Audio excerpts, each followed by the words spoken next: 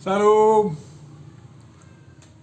Selamat bertemu Bapak Ibu Saudaraku yang terkasih dalam channel ini, channel Langsung Sitorus yang kita pakai untuk menerangkan atau merenungkan apa yang menjadi evangelium di minggu setelah hari ini, yang di tanggal 19 November tahun 2023, minggu ke-24 setelah Trinitas.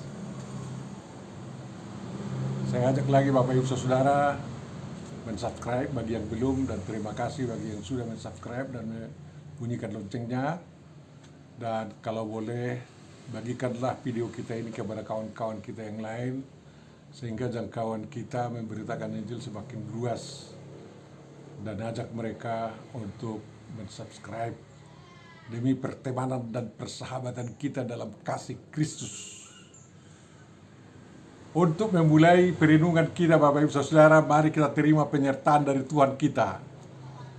Kasih karunia dari Tuhan kita Yesus Kristus, kasih setia Allah Bapa dan persekutuan Roh Kudus, Allah kita yang Maha Esa itu, kiranya menyertai, memberkati Bapak Ibu Saudara yang terkasih sampai selama-lamanya. Amin. Marilah kita baca firman yang akan kita renungkan, yakni dari Ulangan 8 ayat 7 sampai 18, yakni bagian dari apa yang dituliskan dalam kitab suci kita dengan judul Bersyukurlah kepada Allah karena kebaikannya. Mari kita baca Bapak Ibu Saudaraku yang terkasih, ayat 7 dan seterusnya. Sebab Tuhan Allahmu membawa engkau masuk ke dalam negeri yang baik, suatu negeri dengan sungai, mata air, dan danau yang keluar dari lembah-lembah dan gunung-gunung. Suatu negeri dengan gandum dan jelainya, dengan pohon anggur, pohon ara, dan pohon delimanya. Suatu negeri dengan pohon zaitun dan madunya. Suatu negeri di mana engkau akan makan roti dengan tidak usah berhemat, di mana engkau tidak akan kekurangan apapun. Suatu negeri yang batunya mengandung besi, dan dari gunungnya akan kau gali tembaga. Dan engkau akan makan dan akan kenyang. Maka engkau akan memuji Tuhan Allahmu karena negeri yang baik yang diberikannya kepadamu itu.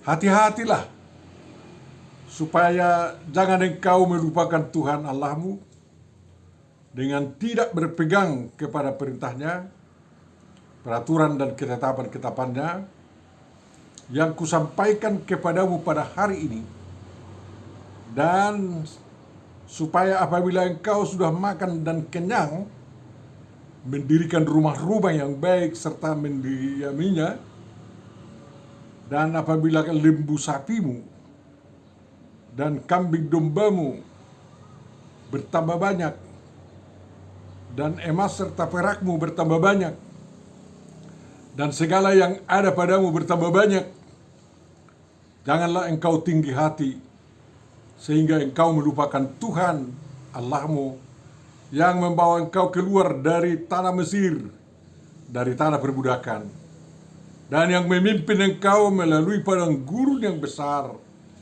dan dahsyat itu, dengan ular-ular yang ganas serta kalajengkingnya, dan tanahnya yang gersang yang tidak ada air. Dia yang membuat air keluar bagimu dari gunung batu yang keras, dan yang di padang gurun memberi engkau makan mana yang tidak dikenal oleh nenek moyangmu, supaya direndahkannya hatimu dan dicobainya engkau hanya untuk berbuat baik kepadamu akhirnya. Maka janganlah kau katakan dalam hatimu, kekuasaanku dan kekuatan tanganku lah yang membuat aku memperoleh kekayaan ini. Tetapi haruslah engkau ingat kepada Tuhan Allahmu, sebab dialah yang memberikan kepadamu kekuatan untuk memperoleh kekayaan, dengan maksud meneguhkan perjanjian yang diikrarkannya dengan sumpah kepada nenek moyangmu, seperti sekarang ini. Demikian firman Tuhan. Bapak Ibu Saudaraku yang terkasih, yang berbahagia adalah orang yang mendengar, memelihara, memahami, menghayati, dan melakukan firman Tuhan. Amin. Dalam malam ini kita diusulkan tema daripada perenungan kita, dikatakan jangan melupakan Tuhan Allahmu. Jangan melupakan Tuhan Allah. Mengapa ya? Apakah memang harus diingat-ingat ini Tuhan ini? Apa gunanya itu? Bapak Ibu Saudaraku yang terkasih, Tuhan kita itu sering ibarat ibu bagi kita. Dia yang menciptakan kita seperti ibu melahirkan kita. Dia banyak menderita agar kita ada. Ibu kita pun banyak menderita agar kita sehat lahir ke dunia. Tuhan Allah kita itu memelihara kita sampai kita bisa mandiri dalam kehidupan ini. Seperti ibu kita dibantu oleh ayah kita memelihara kita, membesarkan kita, hingga kita bisa mandiri, bahkan membentuk suatu keluarga yang baru untuk memenuhi janji Tuhan agar kita bisa bertambah banyak memenuhi bumi ini.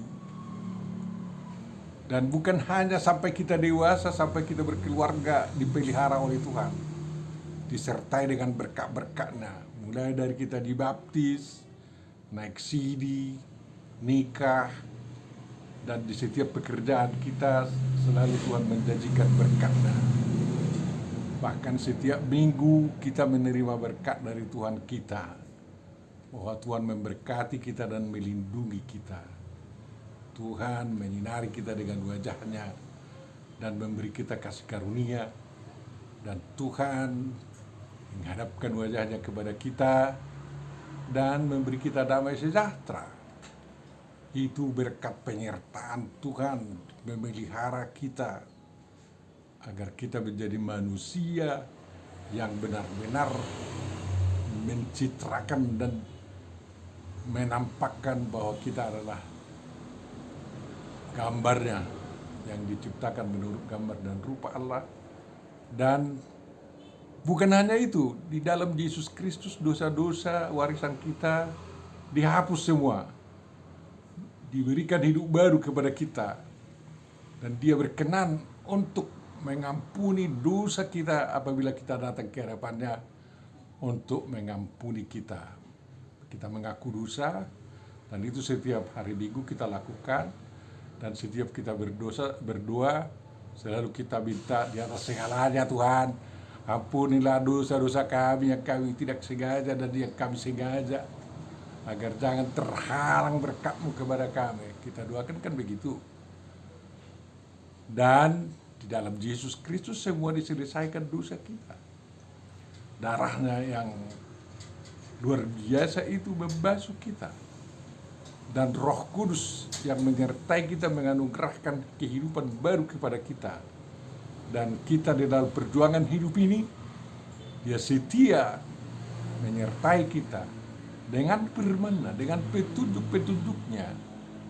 Dan apabila kita juga meninggalkan dunia ini, kita tidak dibiarkan seperti anjing mati atau babi yang mati, dicampakkan ke bawah tanah itu, bukan. Tetapi kita mengalami sakramentalia yang menghantar, menyerahkan kita ke dalam tangan Tuhan yang Maha Kasih dan Maha Pemurah itu, agar kita menjadi pewaris kerajaan surga di sorga juga, melebihi dari kerajaan sorga yang kita warisi di bumi ini, Bapak Ibu Saudara yang terkasih. Dan demikian Ibu kita mendoakan kita terus sehat, berkarya, dan kaya, kan kayak gitu. Tetapi janganlah kita seperti si Mardan, ya. Ada Pulau Mardan di sana karena mau berebut tanah itu, ada marga Sitorus. Dibilangnya itu Mardan itu kan Sitorus katanya. Makanya Pulau Simardan itu adalah Pulau Simardan Sitorus, dan itu punya Sitorus katanya. Mau dibuatnya menjadi perkebunan katanya. Tapi masih belum jadi, saudara-saudara. Jadi di negeri sana, negeri jauh sana ada si Malin Kundang kan. Artinya yang malu mengaku ibunya berjasa kepada dia, karena ibunya datang compang-camping menemuinya, dan dia katakan, itu bukan ibuku, usir, keluarkan, katanya. Yang ngerinya ibunya menangis, air mata ibu itu sungguh luar biasa, Bapak Ibu Saudara kekasih. Dan dia berdoa di luar kampung, Tuhan, anakku si Mardan itu sudah tidak mengikuti firman-Mu lagi, hukumlah dia, katanya. Dan doa ibu yang menangis itu, saudara, terus dikabulkan.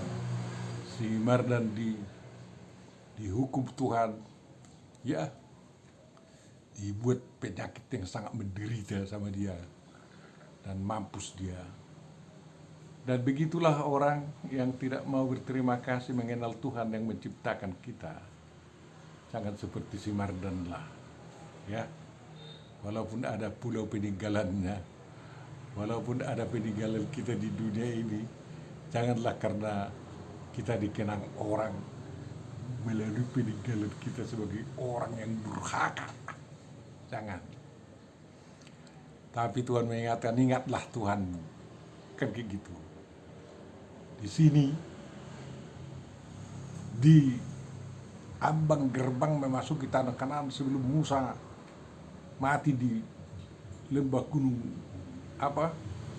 Tawar, gunung Pisgah itu, tanah Moab. Dia mencoba menyegarkan pesan Tuhan kepada umat Israel itu. Dan pesan-pesan yang dibacakan oleh Musa itu selalu disegarkan kepada bangsa Israel setelah bangsa Israel juga masuk ke tanah Kanaan, ya. Jadi luar biasa ini buku Deuteronomium, hukum kedua ini, buku hukum kedua ini, karena sangat jelas mengajak bangsa itu agar tidak meninggalkan firman Tuhan yang telah disampaikan oleh Tuhan melalui Musa. Dan kita tahu bahwa di pintu gerbang memasuki tanah Kanaan itu, tanah perjanjian, hanya Musa, Kaleb, dan Yosua yang sempat mengalami sedangkan Kaleb dan Yosua juga masih kanak-kanak waktu keluar dari Mesir.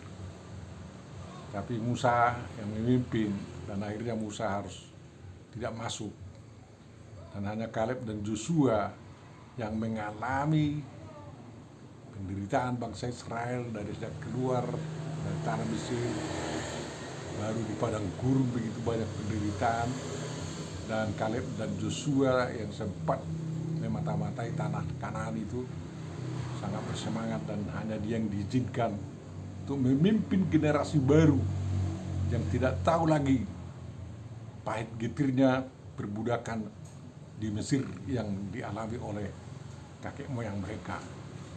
Bahkan generasi itu tidak tahu lagi bagaimana perjuangan Musa untuk menerima hukum Tuhan di Gunung Sinai. Mereka semua berkumpul di tanah Moab, tanah datar Moab, dan mereka mendengar wejangan dan tuntunan dari Musa.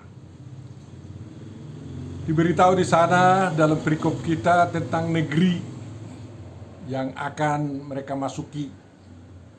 Sedikitnya ada 5 item tentang negeri itu. Negeri yang penuh susu dan madunya, katanya. Ini bukan hanya susu dan madu, Dan juga diberitahu bagaimana orang Israel bisa makmur di sana, tidak kekurangan suatu apapun. Dan diberitahu apabila sudah sampai kepada kemakmuran itu, orang Israel tidak lupa akan sejarah. Jangan sama sekali melupakan sejarah. Jas merah itu, seperti dikatakan Soekarno. Dan sekaligus kalau tidak lupakan sejarah, karena ada yang mengendalikan sejarah itu, maka jangan lupa akan Tuhan. Ini sebenarnya menjadi gambaran daripada penyertaan Tuhan kepada kita. Negeri tanah air kita, sambulu kita ada di surga. Bukan hanya 5 item seperti di tentang tanah perjanjian ini yang akan kita nikmati nanti di tanah air kita di surga itu. Dan bagaimana makmurnya kita bersama Tuhan di sana. Tidak ada kekurangan suatu apapun lagi. Ya, sungguh bahagia kita bersama Tuhan di tanah air kita yang baru di surga. Tetapi kita jangan lupa sejarah perjuangan kita di dunia ini, yang mirip dengan perjuangan bangsa Israel di tanah gurun pasir sampai 40 tahun, Bapak Ibu Saudara, sampai tua. Cobalah kita lihat itu. Dan dalam perjalanan sejarah itu Tuhan kita bekerja, dan jangan melupakan Tuhan kita yang bekerja bersama kita. Tuhan tidak mau bekerja sendiri untuk kemakmuran kita. Selalu mendahulukan kita bekerja, kan begitu. Sama dengan negara kita. Negara kita itu tidak bekerja untuk kita, tapi negara kita mendahulukan kita untuk memakmurkan rakyat negara kita. Dan jangan lupa para pejuang-pejuang negara kita, kan, bagaimana mereka berjuang.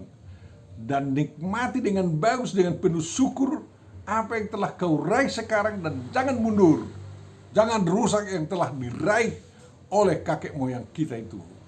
Sama seperti Israel setelah masuk ke tanah Kanaan, mereka tidak merusak apa yang telah diraih oleh kakek moyang mereka, termasuk ajaran iman mereka, tidak mereka rusak. Kalau mereka rusak memang ada hukuman. Coba kita lihat item-item tentang negeri yang akan dimasuki bangsa Israel itu, Bapak Ibu Saudaraku yang terkasih. Dalam negeri yang baik, suatu negeri dengan sungai, mata air, dan danau yang keluar dari lembah-lembah dan gunung-gunung. Memang tanah perjanjian itu ada danau Galileanya,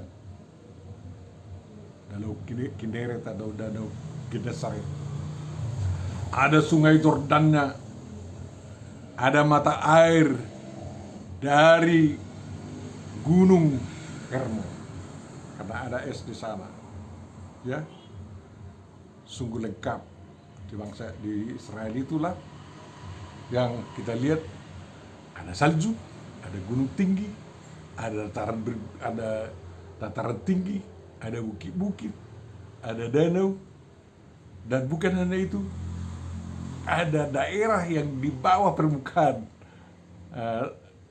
permukaan laut sampai 500 meter seperti Laut Mati itu, kan. Nah, jadi ada lautnya juga. Ada laut yang di bawah permukaan Laut Mati, dan ada laut tengah. Yang kedua, itu suatu keajaiban dunia itu, Bapak Ibu Saudara kita kasih. Dan yang kedua, suatu negeri dengan gandum dan jelainya, dengan pohon anggur, pohon ara, dan pohon delimanya, ya. Itu berarti tanah itu sudah berpenduduk, sudah ada yang mengolah, sehingga di sana dibudidayakan gandum, jelai, pohon anggur, pohon ara, dan pohon delima. Orang Israel kalau masuk ke dalam sana, walaupun disuruh menghabisi bangsa-bangsa di sana, pada akhirnya tidak menghabisi, harus berdampingan hidup di sana. Mereka meneruskan membudidaya apa yang bergandum, jelai, pohon anggur, pohon ara, dan delima. Dan setelah Israel merdeka pun tanaman ini sangat hebat dibudidayakan, sehingga bangsa Israel itu tidak kekurangan gandum sedikit pun dan jelai, tidak kekurangan anggur dan ada pohon ara dan pohon delima yang luar biasa cukupnya dan suburnya. Itu terjadi sekarang dan juga pun dulu. Nah, item yang ketiga adalah negeri dengan pohon zaitun dan madunya. Sebenarnya zaitun itu ya, buah zaitun sumber apa ya? Sumber madu oleh lebah di sana.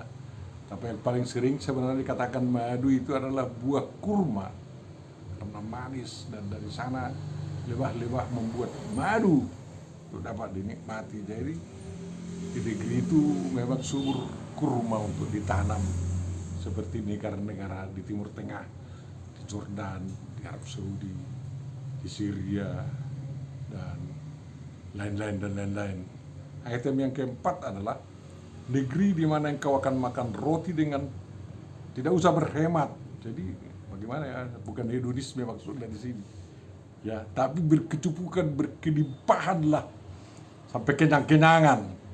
Tidak kurangan apapun, tapi itu pun harus merupakan prestasi. Prestasilah itu, prestasi dari usaha manusia. Kalau tidak ada, nggak ada itu. Kalau orang manusia tidak kerja, kalau bangsa Israel tidak kerja, nggak akan ada berkecukupan. Ya, tetapi Tuhan berjanji untuk memberkati usaha-usaha mereka di pertanian, peternakan, dan lain-lain, kan kayak gitu. Dan di sana kita lihat, ya, item yang berikutnya adalah suatu negeri yang batunya mengandung besi dan dari gunungnya akan kau gali tembaga. Memang catatan mengenai ada besi dan tembaga di Israel itu sulit ditemukan. Tapi rupanya juga ada di sana dulu besi dan tembaga. Ya, itu artinya bahwa bangsa Israel bisa menukangi, membuat peralatan-peralatan mereka dari logam-logam yang ada, yang harus mereka gali, dan tembaga-tembaga di sana, ya. Dan teknologi itulah menjadi bahan teknologi yang bagus, ya kan. Memang intan tidak ada di sana, emas tidak ada, tapi orang Israel paling ahli mengasah intan sekarang setelah diimpor dari Afrika Selatan dan menjadi memiliki emas yang sangat luar biasa karena mampu mengambilnya dari negeri-negeri yang lain tanpa mencuri, Bapak Ibu Saudara. Dan engkau akan makan, akan kenyang, maka engkau akan memuji Tuhan Allahmu. Ya, salah satu alternatif yang diharapkan oleh Tuhan apabila kita kenyang, berkecukupan, tak usah berhemat-hemat makan, tetapi tidak hedonis, ya. Yang diharapkan kita memuji Tuhan. Banyak negeri, banyak bangsa sejak dulu sampai sekarang setelah kenyang lupa daratan, lupa kacang akan kulitnya, tidak tahu siapa yang memberkati pekerjaan mereka. Tapi orang Israel tidak bisa begitu. Mereka harus betul-betul menunjukkan bahwa Tuhanlah yang memberikan semua itu yang mereka nikmati dalam kehidupan mereka. Makanya ada perayaan Thanksgiving, hari raya panen, hari raya Yom Kippur, dan lain-lain, yang semuanya lakukan ibadah, pemujian, penyembahan kepada Tuhan dengan memberikan kurban kepada Tuhan, dan kurban itu setelah dinikmati oleh Tuhan akan mendapat rakyat akan dapat bagian dari sana. Dan bayangkan dulu kalau seorang raja seperti Salomo harus mempersembahkan kurban lebih dari 1.000 ekor lembu, ya berapa luas lah ladangnya, tempatnya menggembalakan itu agar dalam sekali mengorbankan ada 1.000 kan. Jadi harus pandai beternak, ya. Harus pandai lah. Jadi kalau ada setiap keluarga bawa 1 ekor lembu, kalau 10 keluarga bawa 1 lembu bisa juga, dan lain. Yang paling sedikit memang bawa tekukur atau merpati itu persembahan kepada Tuhan, kan orang termiskin lah itu dalam perayaan-perayaan itu, ya, dalam rangka mengucap syukur kepada Tuhan. Tapi ucapan syukur yang paling luar biasa bagi umat Tuhan bangsa Israel adalah cinta tanah air, cinta Tuhan, cinta negeri, cinta keadilan, cinta perdamaian, dan menegakkannya semua dalam kehidupan. Jadi itu tanda syukur yang luar biasa. Jadi kalau kita makan kenyang, kita pujilah Tuhan karena negeri yang baik yang diberikannya kepada kita. Dengan cara apa? Kita harus cinta tanah air kita. Belalah tanah air luar biasa. Jangan hianati tanah airmu. Itu anugerah Tuhan. Tanah yang dijanjikan oleh Tuhan kepada bangsamu, bangsa Indonesia yang berdiri sejak tahun 1945 sejak diproklamasikan. Itu bukan hanya Hindia Belanda, Bapak Ibu Saudaraku yang terkasih. Jadi, oke, kita lihatlah cinta Tuhan, cinta tanah air, cinta pekerjaan, cinta damai sejahtera, cinta kesetiaan kepada Tuhan, itulah tanda syukur kita kepada Tuhan. Berlaku itu sampai sekarang. Jadi jangan dikhianati Tuhan Allah. Apapun agamamu, jangan hianati Tuhan yang kau sembah. Patuhi Dia karena Dia mengajarkan kasih dan keadilan dan kedamaian. Cintailah sesamamu. Itu tanda syukur kepada Tuhan. Sehingga apa? Kalau kita sudah lakukan itu berarti kita tidak melupakan Tuhan Allah. Ya.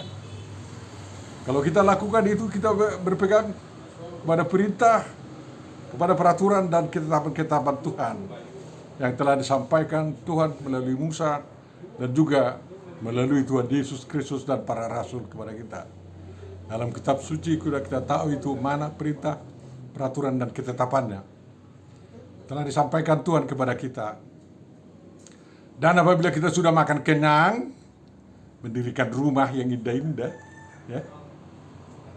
Jangan seperti pada masa pulang dari Babel itu. Setelah pulang dari Babel, mereka masuk di Yerusalem, bangunnya semua rumah-rumah yang mewah, tapi rumah Tuhan terbengkalai. Makanya apa Nabi Zakaria, Nabi Hagai, Nabi apa semua marah. Mereka diingatkan ke sana agar memuliakan Tuhan dengan kenikmatan yang telah mereka peroleh sebagai akibat kemerdekaan mereka oleh Raja Kores dan Raja Darius dari Persia. Dan jangan seperti Jerobeam 1 dan Jerobeam 2. Mereka makmur juga waktu itu, ya. Tapi raja mengusulkan agar mereka menyembah Baal, menyembah dewa lain. Ya, jangan begitu. Itu mengkhianati Allah yang membawa bangsa Israel. Ya, mana yang 10 marga ikut turut di sana dan tidak mau memuliakan Tuhan dengan sebenarnya. Dan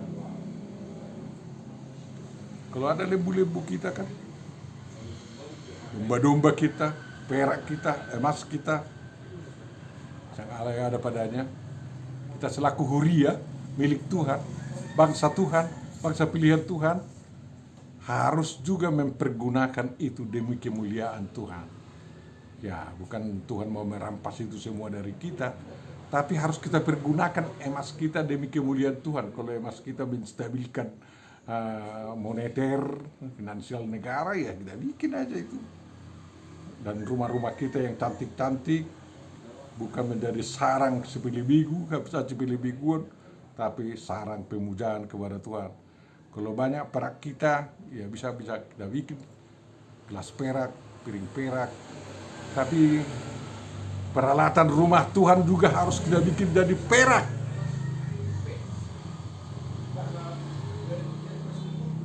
Dan apa lagi? Lembu sapi kita itu sekarang tidak ada lagi persembahan kan seperti di Yerusalem dulu di hadapan bait Allah. Tapi untuk kesejahteraan umat, potonglah sapi setiap pesta panen misalnya, makan bersama, ya. Kalau orang sana bikin ada perayaan ini, potong sapi bagi-bagi. Kita jangan ada berbeda, dikaitkan dengan kepercayaan kita. Apabila kita menikmati lembu sapi yang menjadi sukacita bagi kita semua. Terima kasih bagi kawan-kawan yang selalu mau mengatakan ada ternak saya, baby saya 25 ekor, sudah ada yang 80 kita makan dulu 1 ekor, kita bersukacita dan tanpa bayar, kan kayak gitu. Dan orang menikmatinya semua, enak itu. Itu adalah cara manusia juga, cara manusia kita sekarang memuliakan Tuhan, bersyukur kepada Tuhan. bahwa kawan-kawan kita ikut turut menikmati apa yang menjadi prestasi kita, karena kita tahu itu adalah berkat dari Tuhan kita. Tentu saja semua itu kita lakukan sebagai tanda kerendahan hati kita, bukan tinggi hati, jangan sombong. Ya, setiap Israel sombong selalu kena hukum. Ya, tetap apabila mereka rendah hati seperti sekarang mereka rendah hati dalam perang Israel Gaza ini, karena kita lihat mereka juga tidak lupa memuliakan Tuhan, membaca kitab suci mereka dan nyanyi-nyanyi dalam pemujian Tuhan, dan mereka berserah untuk bisa dimenangkan dalam peperangan. Ya, itu kerendahan hati dan tidak kesombongan. Ya, para teroris itu yang sedang sombong-sombong walaupun atas nama Tuhan mereka menteror banyak orang. Ya, jadi tinggi hati adalah musuh keagamaan, musuh kepercayaan. Jangan tinggi, jangan sombong. Karena itulah kalau kita tinggi hati, kita itulah awal melupakan Tuhan. Ya, kalau orang Israel jangan melupakan Tuhan karena Tuhan telah membawa mereka dari Mesir. Jangan melupakan Tuhan karena Tuhan menciptakan kita dan menyertai kita hidup menjadi manusia yang sekarang. Ya, diberikannya suatu tanah air yang baru di Indonesia dan juga tanah air di surga kelak. Jangan lupakan Tuhan, ya. Dan padang gurun hidup sudah kita lalui. Banyak kalajengkingnya, banyak kegersangan di dalam kehidupan kita. Semua kita lalui itu bersama Tuhan. Ya, disediakannya air bagi kita. Orang Israel dari batu keras keluar, dari kita pompa dari tanah itu bisa. Luar biasa itu. Tapi kita harus lebih semangat dari bangsa Israel untuk terus membangun kehidupan ini. Walaupun kita mudah dapat air, jangan lalai untuk terus air bersih dan lain-lain. Jangan mengotori bumi dengan yang lain-lain, dengan air limbah kita itu kan. Jadi harus benar-benar demi kemuliaan Tuhan. Ya, Bapak Ibu saudaraku yang terkasih, kalau kita berprestasi, apakah itu memang seperti dikatakan ateis itu adalah prestasi kami, tidak ada campur tangan Tuhan di sana katanya. Ateis lah itu. Tidak.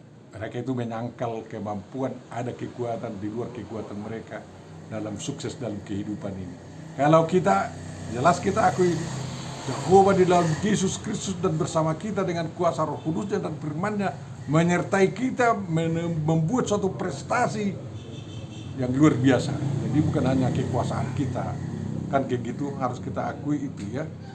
Bukan hanya kekuatan tangan kita, makanya tanaman-tanaman kita, ternak-ternak kita, pabrik-pabrik kita memberikan keuntungan kepada kita, tapi karena berkat Tuhan. Baca dalam Ulangan, di kitab Ulangan 28-29 apa berkat Tuhan di sana dan kutuk Tuhan, ya kan? Tapi haruslah ingat kepada Tuhan, Dialah yang memberikan kepada kita kekuatan memperoleh kekayaan dan maksud meneguhkan perjanjiannya. Tuhan yang memberikan kekayaan kepada kita, Tuhan yang memberikan pangkat. Jadi jangan kejar pangkat kau harus mualaf, jangan. Tuhan akan memberikan pangkat. Yakinlah, kopral bisa lebih berjasa daripada jenderal dalam membela negara kita ini. Kau Kristen kopral, di sana ada yang jenderal, tapi Anda yang kopral bisa lebih berjasa membangun negara kita ini, membela negara kita ini, walaupun kita kopral, tapi Indonesia selamat yang berpancasila ini. Itu yang penting, kita tak usah mualaf agar menjadi jenderal, kan kayak gitu, tak usah. Dengan segala kemampuan kita, Tuhan bisa membentuk kita menjadi orang yang paling berguna di negara ini, Bapak Ibu saudaraku yang terkasih. Karena Tuhan telah berjanji, aku menyertai engkau sampai ke ujung bumi. Ya, hidupmu menjadi kesaksian bahwa Tuhan bekerja di tengah-tengah kita. Amin. Bapa Surgawi, terima kasih Engkau mengingatkan kami agar kami tidak melupakan Engkau, karena memang semua hidup kami ini adalah karena karya-Mu juga. Tapi mampukan kami terus mempergunakan kekuatan dan kekuasaan kami untuk lebih berprestasi demi kemuliaan nama-Mu ya Tuhan. Lindungilah negara kami Tuhan yang sudah terus bersiap-siap untuk mengadakan pemilu, agar jangan mereka saling menjelek-jelekkan. Calon-calon presiden dan wakil presiden, calon gubernur, calon DPR, calon DPD, semua calon-calon yang ikut dan kontestasi pemilu ini sekarang Tuhan, berikanlah kesempatan kepada orang yang berhikmat, yang mau mempedulikan bangsa kami demi kemajuan bangsa kami, demi kemuliaan nama-Mu. Itulah yang Kau pilih menjadi orang-orang yang akan bekerja di 5 tahun mendatang di negara kami ini.